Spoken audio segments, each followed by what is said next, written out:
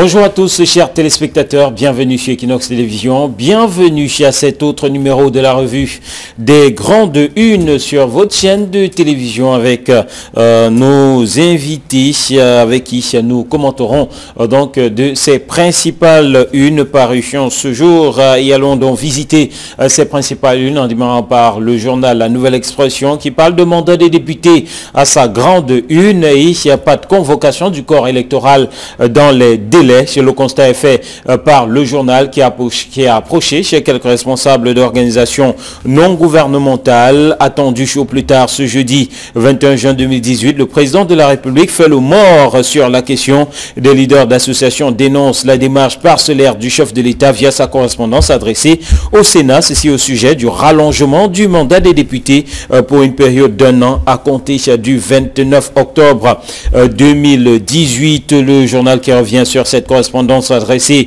au chef de l'État adressée par le chef de l'État au président du Sénat, correspondance dans laquelle il justifiait donc cette prorogation annoncée du mandat des députés. Il justifiait cela par le chevauchement des opérations électorales relatives à ces scrutins, un chevauchement qui, en tout cas une raison avancée, qui indigne quelques organisations non gouvernementales, notamment un Monde à venir approché par La Nouvelle Expression qui s'offusque et s'interroge pourquoi le chef de l'État a attendu quasiment la lisière du délai pour envoyer cette lettre donc au président du Sénat et qu'il prendra tâche avec le président du Conseil constitutionnel et celui de l'Assemblée nationale pour cette prorogation du mandat des députés alors que ce mandat court depuis 5 ans. N'a-t-il fait le constat de ce chevauchement des opérations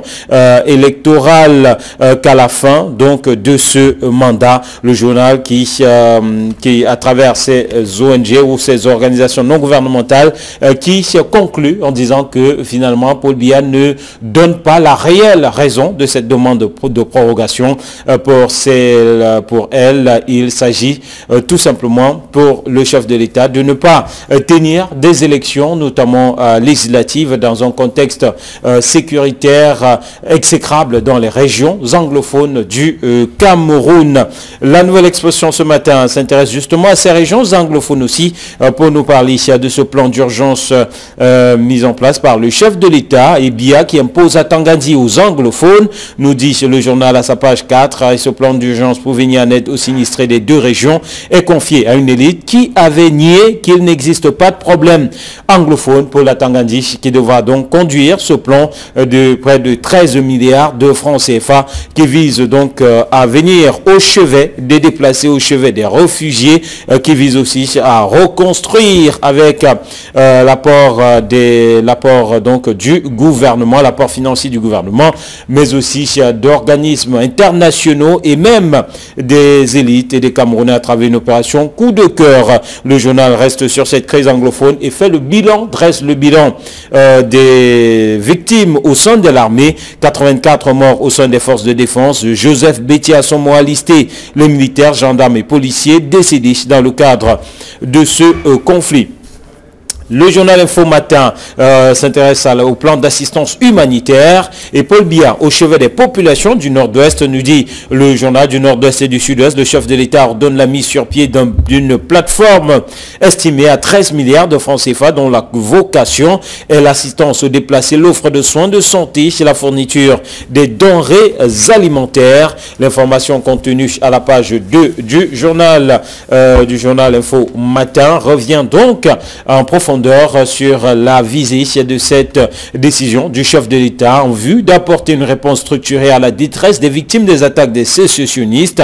Le chef de l'État ordonne la mise sur pied d'une plateforme dont la vocation, on l'a dit, porte sur l'assistance aux déplacés, l'offre de soins de santé, la fourniture des denrées alimentaires, une plateforme qui est placée sous la coordination du ministre de l'administration territoriale, Paul Atangandi, qui dans les colonnes colonne de ce journal fait savoir que la mission sera menée à bon escient. Lui qui sera assisté dans cette mission par le ministre des Relations extérieures, le jeune Bella, le ministre qui coordonne cela aux côtés donc de plusieurs autres administrations publiques, de la Croix-Rouge, du Programme national de développement participatif, de la société civile, de plusieurs entreprises, des particuliers. Voilà donc la mission à lui confiée sur un plan d'urgence qui s'étale sur 18 mois, faut-il le préciser. Et puis si on poursuit cette revue avec le journal, l'anecdote qui reste sur cette information. L'anecdote qui titre « Crise anglophone, le plan Marshall de Paul Biya ». L'anecdote qui ajoute que près de 13 milliards de francs CFA seront donc débloqués pour la reconstruction de la zone anglophone et la prise en charge des déplacés. C'est la une de ce journal, tout comme l'essentiel qui reste collé à cette actualité. Crise anglophone, la réponse humanitaire de Paul Biya. Un plan d'urgence présenté par le Premier ministre chef du gouvernement, Philémon Yan. Fourniture des denrées alimentaires et des produits de première nécessité, soins de santé, éducation et logement, reprise des activités économiques, reconstitution des documents d'état civil et pièces administratives individuelles, nous dit le journal. Voilà donc le contenu de ce plan d'urgence ou de cette réponse humanitaire de Paul Biya à la crise anglophone. Le journal nous parle aussi de la Fédération camerounaise de football et de la FIFA qui instruit le report de l'Assemblée générale qui était prévue pour ce 23 juin. L'Assemblée générale de la FECAFOOT qui avait pour objectif principal l'adoption des textes dont renvoyés sur instruction de la FIFA qui demande justement au comité de normalisation d'attendre la fin de la session parlementaire en cours pour recevoir de nouvelles instructions allant dans le sens de la convocation de cette Assemblée générale adoptive des textes.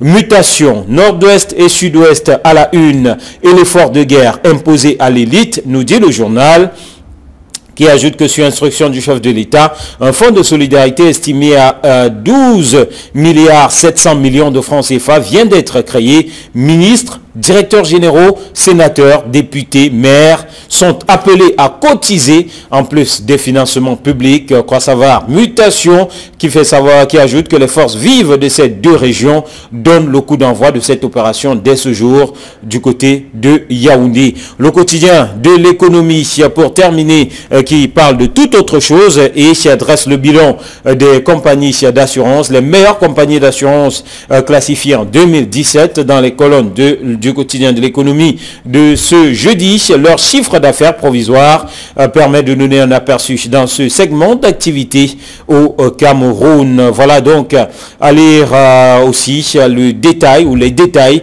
du plan d'assistance humanitaire d'urgence dans le nord-est et le sud-ouest décidé par Paul Biya. Voilà qui nous permet de sortir de ces grandes unes et de donner la parole à nos invités. Présents sur ce plateau, Camille Nélé, bonjour. Eric Bachel Diomon, bonjour. Bonjour téléspectateurs d'Equinox Télévision. Alicia, bonjour à Joël-Éric Fongan, bienvenue à vous.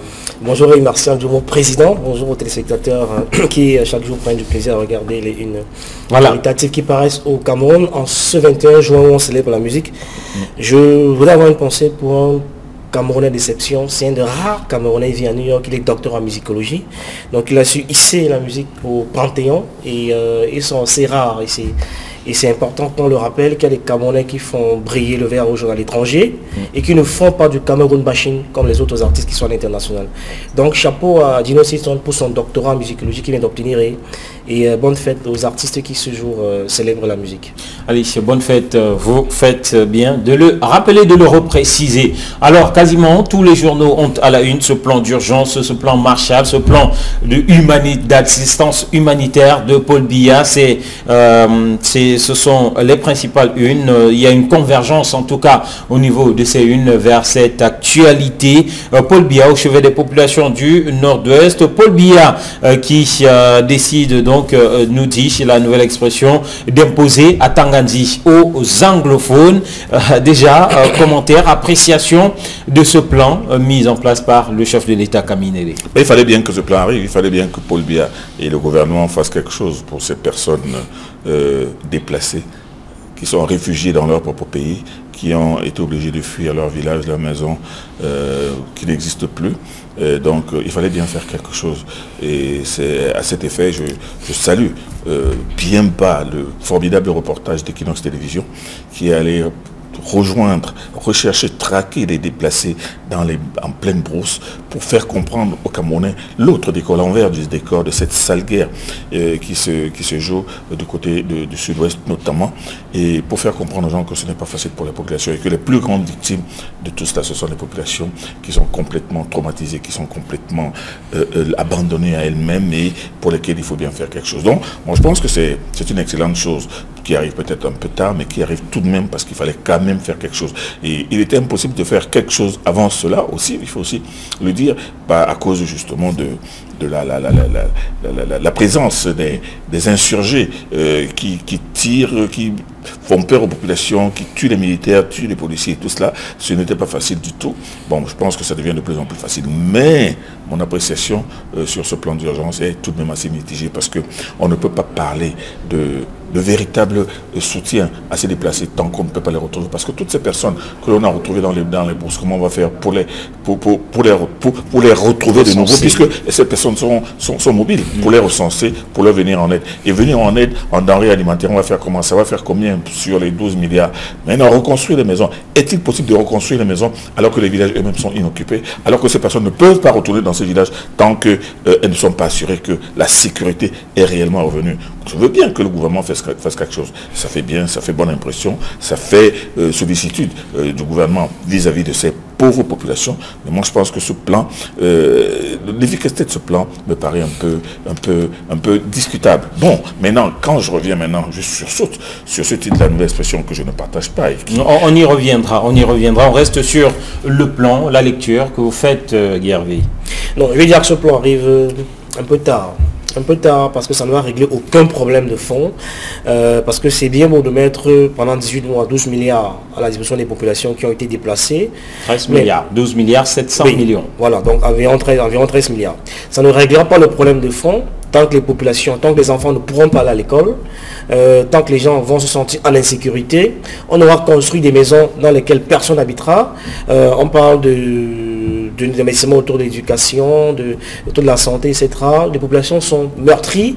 Ces populations vivent la peur dans l'âme. Et donc, même en les recasant, ça ne règle pas le problème de fond tant qu'il y a une tension, tant qu'il y a une crise qui va continuer à sévir dans le grand nombre. Encore que les parents, les populations qui sont les plus victimes de cette crise n'ont pas attendu ce plan d'urgence-là. J'en connais, personnellement j'en ai vécu dans ma propre famille autour de moi. Les enfants qui sont venus pour les congés de Noël il y a 1 an et demi, 2 ans, ne sont plus jamais retournés à Bamenda, sont devenus des charges supplémentaires pour les oncles, les tantes, les cousins, etc. Donc ça veut dire que les familles ont pris sur elles depuis très longtemps cette crise-là. Quand vous allez dans les lycées bilingues, aujourd'hui dans les zones, dans les grandes métropoles, ou dans une salle de classe, vous aviez il y a 2 ans 40, 50 élèves, vous vous retrouvez en train un enseignant se retrouve en train d'avoir en face de lui 140, 150 élèves pour le même salaire à la fin du mois. Ça veut dire qu'il est payé, avant il était payé pour corriger, on va dire quoi, 30 copies, 60 copies, aujourd'hui il corrige 180 copies pour le même revenu. Donc voilà les problèmes de fond que les parents vivent au quotidien dans leur chair. Et non seulement il y a aujourd'hui c'est devenu banal, j'allais dire le sureffectif qu'il y a dans les classes, dans les lycées bilingues, dans les lycées bilingues en zone francophone aujourd'hui dans les grandes métropoles. Et donc, ces 12 milliards, 13 milliards si vous voulez, ne vont régler aucun problème. Il faut attaquer le mal par la racine. Moi je verrais bien ici, alors en septembre, les enfants ne vont pas à l'école, mais alors ce plan du genre n'aura servi à rien. Allez, il y a un aspect important qui est relevé par quasiment tous les journaux. C'est cet aspect humanitaire. On parle de plan d'assistance humanitaire, même si certains parlent de plan d'urgence. Sur le plan humanitaire, est-ce qu'on peut dire que c'est la bienvenue, cette mesure présidentielle? Cette mesure est bienvenue, tout le monde est d'accord, tout le monde le reconnaît, Guy Hervé le reconnaît, Dieu le reconnaît, bien que ce soit même si les doutes portent sur la matérialisation, l'effectivité. L'effectivité et même le côté pratique, parce que tant que les populations ne se sentiront pas en sécurité et ne pourront pas revenir au village.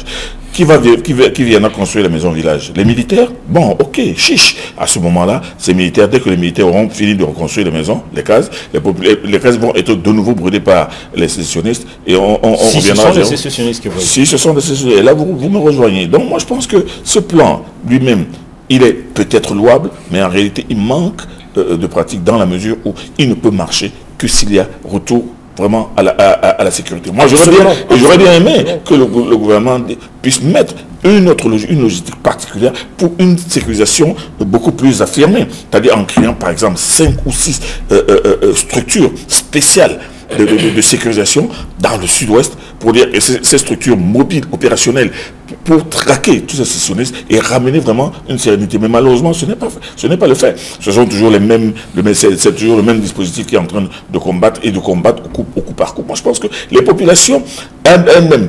Et l'autre problème, comment pourra-t-on les comptabiliser? Comment pourra-t-on les recenser? Et maintenant, s'il faut les recenser, comment pourra-t-on réellement leur venir en aide? Parce qu'on parle de denrées alimentaires, de médicaments et tout cela pour 18 mois. Imaginez, si vous prenez 13 milliards, vous les divisez par, je sais pas, on parle de 300 000, 400 000 déplacés, vous allez voir que chaque déplacé aura à peu près 150 000 pour 18 mois. Le résultat ne sera pas très grand. Donc moi je pense que c'est une bonne initiative, mais cette initiative arrive, c'est-à-dire qu'on est en train de mettre le manche avant la cognée. C'est-à-dire qu'on dit que... Il y a des problèmes de fond. Il y a des problèmes de fond.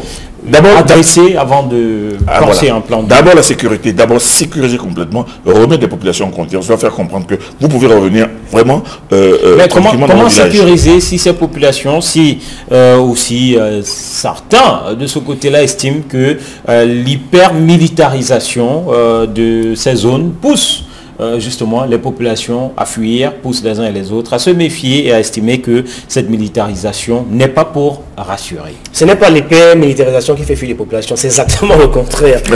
Au contraire, c'est les menaces que subissent régulièrement les populations de la part des sécessionnistes qui les font se retracter en arrière-plan. Aujourd'hui, vous savez que... Je veux dire que c'est sur deux plans. C'est-à-dire que d'un côté, on a rencontré des populations qui estiment que cette hyper-militarisation n'est pas pour les rassurer en même temps, et de l'autre, justement, le tableau. Au contraire, la présence des forces de l'ordre devrait rassurer les populations et les mettre en confiance. Or, il se passe simplement qu'aujourd'hui, les populations qui sont les premiers agents de renseignement ont peur de collaborer avec les agents de maintien de l'ordre parce qu'ils subissent des représailles des sécessionnistes ou alors des invasionnels. Et donc, à partir de ce moment-là, ça devient compliqué pour eux de s'ouvrir. Quand j'ai changé encore il y a quelques jours avec des parents à moi qui vivent dans ces régions-là, quand les invasionnels, entre guillemets, se rendent compte que un des leurs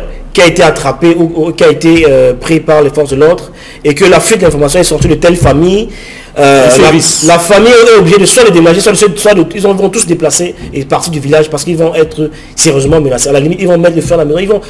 Ils vont mettre en difficulté cette famille-là parce qu'ils auront appris que c'est cette famille qui a vendu la mèche. Et donc, de ce point de vue, les populations ne disent plus rien parce qu'elles ont peur. Mais si en face, on a les agences de force de l'ordre qui rassurent et qui font croire aux populations que si vous collaborez avec nous, nous vous garantissons un minimum de sécurité. Alors je suis convaincu de ce que les gens vont s'ouvrir, ils vont dénoncer et ces ambassadeurs seront traqués jusqu'au fin fond du village. Mais parce qu'en face, ils n'ont pas la réponse nécessaire, ils n'ont pas l'attente qu'ils veulent, ils ne sont pas rassurés, alors ils se braquent pour sauver leur tête. Allez, un point. Comment est-ce que vous pouvez parler d'hyper-militarisation? Vous vouliez que l'État abandonne? C'est pas moi qui parle. Vous vouliez que l'État abandonne le sud-ouest? Pourquoi on dit que non, voilà, on gagné? Vous vouliez que l'État démissionne en se disant que non, bon, ok, les populations estiment que... Ils font la loi. Et ces gens-là font la loi. Vous avez vu les vidéos que ces gens balancent dans les réseaux sociaux avec, vous voyez, des loupards qui tiennent des fusils, des machettes et tout ça, qui barrent la route, tout un village qui est vide. C'est ça que vous vouliez? Que l'État abandonne des villes, des villages? Parce qu'on a peur, cet État a peur qu'on parle d'hyper-militarisation. Moi, je pense que le ministre de la Défense et les services de sécurité devraient même devraient tripler l'implantation de structures de répression et de retour à la sécurité. On avance. C'est que la peur devrait changer de camp. Voilà. Mutation va plus loin en faisant savoir comment l'argent sera récolté.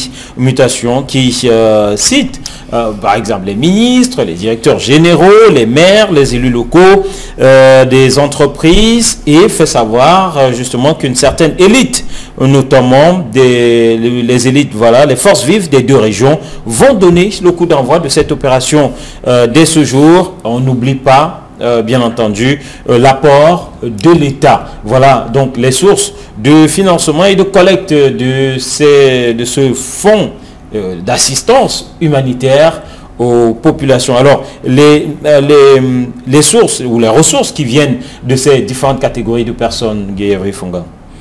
Donc à mon sens, c'est les personnes qui... un autre coup de cœur. Oui, c'est notre coup de cœur, mais je l'ai dit, je le redis encore une fois, les parents n'ont pas attendu cette opération pour prendre leur responsabilité. C'est-à-dire que simplement, malheureusement, on va assister à en fait, restant sur le coup de cœur, on peut dire que l'impulsion venant du chef de l'État, forcément, ces personnes ou ces personnalités qui cotisent pour les appels à candidature, voilà, ça risque d'aller assez vite. Ben oui, disons, comme c'est le président qui donne le temps, donc normalement ça devrait aller plus vite, les fonds devraient être mobilisés un peu plus rapidement pour venir en aide à ces populations qui sont meurtries.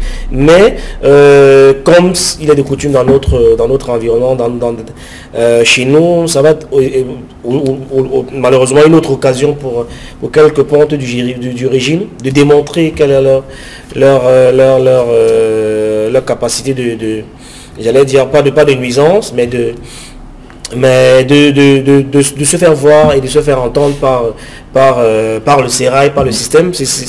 Et il y aura une récupération qui est tout à fait prévisible par les membres du régime, du système. À cette opération. Et à cette opération, c'est qui est, à mon sens, prévisible et qui ne me surprendrait pas, mais ce n'est pas véritablement en fait, cet aspect des choses pourrait contribuer à la réussite de la collecte. Je reste convaincu, oui, les fonds vont être mobilisés, c'est vrai, mais je reste convaincu que cette affaire, c'est du mercurochrome qu'on met sur la plaie sans véritablement soigner la plaie en elle-même. Ça, vous l'avez dit. Et on le sait, mais ce sera une véritable théâtralisation où quelques barons du régime vont se mettre en scène.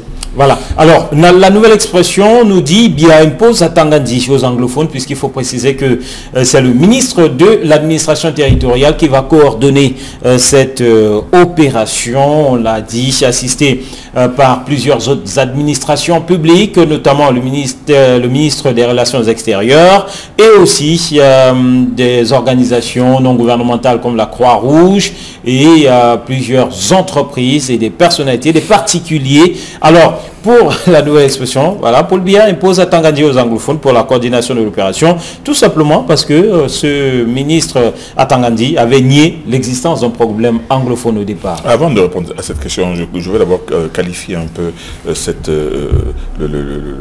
la substance de cet apport. Vous avez dit qu'on parle des élites, des ministres, des directeurs généraux qui vont cotiser. C'est une fois de plus, Guéhéry Fonga l'a appelé la théâtralisation, mais moi j'appelle ça tout simplement la tropicalisation de cette affaire. Ça va devenir une histoire où on dit que ça va être une sorte de course à qui donnera le plus d'argent. Vous avez vu sur le plan politique comment ces mêmes élites ont réussi à cotiser 160 millions de fois dans un village pour nous dit-on, nous a-t-on dit payer la caution du chef de l'État. Comme dans un village où il n'y a pas d'eau. Comme si le chef de l'État ou le parti de RDPC n'avait pas d'argent pour payer sa caution, c'est ridicule. Il faut le dire, ce village manque de forage. Il manque de forage, mais ils ont réussi à cotiser 160 millions de fois. Mais maintenant, moi, je reviens au ministre et directeur généraux. C'est tout à fait, moi, je pense qu'on aurait pu le faire sans les citer. Parce que là, ça devient tout simplement ridicule. Et c'est même de la provocation pour les populations, où on va voir un directeur général qui va donner 5 millions ou 10 millions. Ces 5 millions, il gagne lui-même combien pour pouvoir donner 5 ou 10 millions. Mais ça va être de la course à qui donnera le plus. Et moi, je pense que c'est ça aussi. Oui. C'est ça aussi qui va pervertir un peu cette opération, qui va la rendre absolument tropicale, ce que nous ne voulions pas. Et je dis qu'elle a un bien fondé, mais ce bien fondé, il ne faut pas qu'il verse dans le ridicule, comme ça a commencé avec les appels à candidature. Bon, maintenant, pour la Tangandi, moi je suis un peu navré que la nouvelle expression, on voit à travers ce titre que la nouvelle expression a un problème particulier. On ne peut pas dire que le chef de l'État impose à Tangandi aux anglophones. Pourquoi imposer à Tangandi aux anglophones? À Tangandi est le ministre de l'Intérieur, donc ça veut dire que c'est lui d'abord en principe qui doit gérer ce problème-là en premier lieu. Mais il n'est pas seul. Il est avec Eugène Belambila, le ministre des Relations extérieures.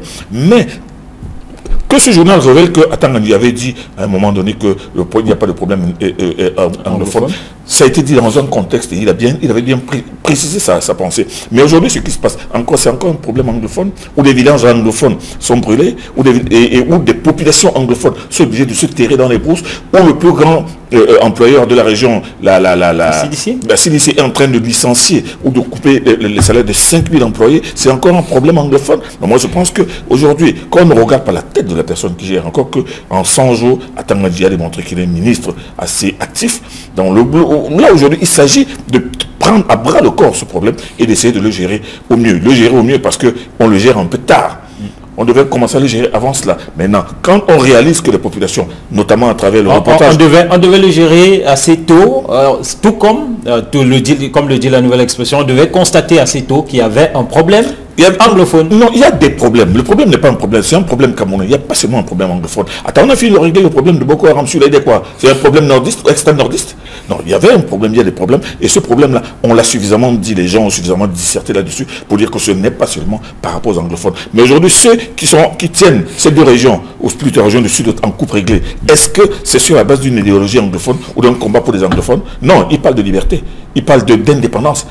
Alors, le problème anglophone, c'est l'indépendance. Moi, je ne pense pas que tous les anglophones veulent l'indépendance. Donc, aujourd'hui, je pense que ce qui est mis par le chef de l'État en place est une très très bonne initiative. Malheureusement, elle est pleine de suffisances et pleine de trous. Allez, sur cette approche de la nouvelle expression, cet angle pour l'Atangandi imposé aux anglophones, relativement, en tout cas, ce qui contraste quelque peu avec ses vues de départ. Bah vous m'avez souri parce que je comprends que le doyen soit fâché avec les titres de la nouvelle expression. Non, non, non. J'en ai dit que ça fait partie du positionnement éditorial du journal. Il y a quelque temps ici, j'avais été le premier à m'insurger contre ça quand ils avaient titré Philémon ayant échoué encore. Donc c'est-à-dire qu'on le présentait comme un éternel loser et moi j'étais un peu, j'ai pas caché mon inconfort. Aujourd'hui c'est pour l'entendre, pour bien impose pour l'Atangandi. Vous voyez qu'il y a une espèce de construction dans le parti prééditorial dans la nouvelle expression, moi qui me gêne un peu, mais de toute façon c'est assumé. Et j'estime que ces éléments de langage là, pour moi, peuvent traduire un état d'esprit que la rédaction peut-être assumera. Mais je voulais quand même rebondir sur ce que vous appelez problème anglophone. Moi, ma religion sur le sujet est faite. Je pense qu'il s'agit davantage d'un problème de gouvernance que problème d'anglophone. Parce que c'est de malgouvernance, en fait, de malgouvernance. Parce que les anglophones, contrairement à nous autres francophones, ont la facilité et la capacité à revendiquer ce qui leur revient de droit, contrairement à nous autres qui sont plus attentistes qu'autres. Souvenez-vous quand il y avait des problèmes dans les universités francophones et anglophones. Vous allez bien voir que, pour prendre un seul exemple qui est pratique, pour ce qui est des droits universitaires ou bien des primes qu'on attribuait aux étudiants. Pendant que les étudiants dans les universités francophones étaient attentistes, à Boyaï, par exemple, ils sont rapidement montés au créneau pour revendiquer avec violence ce qui leur revenait, pendant que les autres attendaient. Donc il y a cette culture de la revendication qui n'est pas dans notre ADN, mais qui est plus ancrée en région anglophone. Et donc, de ce point de vue, j'ai entendu des gens dire que à l'ouest, au nord, il n'y a pas de route, etc. Mais sauf que là-bas, ils ont choisi de ne rien dire. Et les anglophones ont choisi de ne pas se taire. Et donc, c'est un problème de malgouvernance qui est bien sûr général dans tout le Cameroun. Sauf que eux, ils ont la propension à aisément revendiquer et à faire entendre leur voix, ce qui n'est pas le cas dans les autres francophones. Même si le problème, il est viable dans tous les 10 régions du Cameroun. Allez, on va sortir avec un autre sujet qui revient dans quelques tabloïds. Il porte sur le comité de normalisation de la FECAFOOT et cette assemblée générale qui était prévue pour le 23 juin en vue d'adopter les textes qui devaient régir le renouvellement des instances dirigeantes de cette institution. L'Assemblée générale renvoyée à une date ultérieure sur instruction de la FIFA qui demande d'attendre la fin de la session parlementaire en cours. Certains y voient, Camille Nélé, un bras de fer voilà, qui se profile à l'horizon entre la FIFA et le gouvernement camerounais. Tandis que d'autres voient tout simplement l'échec de Maître Api. Il n'en est rien. Maître Api a fait son job. Il a annoncé un calendrier. Il a annoncé un calendrier qu'il est en train de respecter. Non, moi je pense que c'est la FIFA qui peut-être est sur le point de s'accorder avec le gouvernement camerounais et le comité de normalisation sur un certain nombre de choses. Il y a un point important que la FIFA avait exigé, c'est que le gouvernement revoie la loi sur les activités sportives et notamment cette affaire de chambre de conciliation et d'arbitrage au niveau du Comité national olympique et sportif du Cameroun. C'est de ça que je parlais. Oui. Je dis la FIFA tenait à régler un certain nombre de choses avec le gouvernement camerounais et avec le comité de normalisation pour que les relations soient un peu plus harmonieuses pour le futur. Donc il n'est pas question d'un diktat de la FIFA sur le Cameroun ou sur le comité de normalisation, mais moi je pense que c'est plutôt la recherche, la FIFA cherche une période beaucoup plus propice à un brainstorming entre elle et le football et le gouvernement camerounais. Moi je pense que c'est de bonne guerre. Donc il ne faudrait pas croire voir derrière cela un échec du comité de normalisation. Non, tout le monde est unanime pour connaître que du bon boulot a été fait par Maître Api. Guy Hervé se renvoie et les supputations qui vont bon train. Non, c'est naïf de croire que le sport et la politique ne sont pas en relation. Le croire, c'est être naïf. Je suis ceux qui pensent que les rapports entre les deux entités ont toujours été des rapports très incestueux. Et dans ce point de vue, on peut très bien comprendre que de temps en temps, qu'il y ait des connivences entre le politique et le sport. Et moi, j'ai envie de dire que la FIFA, je crois qu'elle a fini par comprendre que le Cameroun, c'est un pays qui est autonome et qui est indépendant. On peut très bien suspendre cette fédération sans que ça ne fera de mal à personne. D'autres pays l'ont fait. Si on estime que ça crée plus de problèmes qu'autre chose, on peut sur soi asseoir et recommencer à zéro. Donc c'est tout à fait possible. Je pense que la FIFA en a pris conscience et donc de moins en moins des injonctions au Cameroun parce que c'est nous, au finish, qui dépensons et c'est nous qui payons. Mais nous attendons Maître Api au pied du mur. Il a promis qu'il rendra sa copie à temps. Il semble être dans le bon timing. Et, pour le moment, mais si on va de renvoi en renvoi par exemple, de l'Assemblée générale qui devrait adopter les statuts. Il n'est pas de son fait. On peut trouver à Maître Api des circonstances atténuantes. Exactement. Il n'est pas à l'origine de la crise anglophone, il n'est pas à l'origine des autres dans ces régions-là. Et donc si il y a ces événements-là et qui d'oblige à ce qu'il y ait un léger réajustement du calendrier. Ce n'est pas du fait de Maître Api qui a promis, qui a juré, qui rendrait sa copie à date. Et donc on peut comprendre et on peut lui trouver ces circonstances atténuantes là et on le laisse travailler de manière sereine. Parce que jusqu'ici, moi qui suis de loin cette affaire, il semble tenir ses engagements de bout en bout. Allez, merci messieurs, merci Camille, merci Guy Hervé, merci à vous qui nous avez regardé. Madame, monsieur, demain sera notre jour. Nous serons là pour la dernière livraison de la semaine. Nous vous souhaitons de passer une excellente journée en compagnie des programmes d'Equinox Télévision. Au revoir.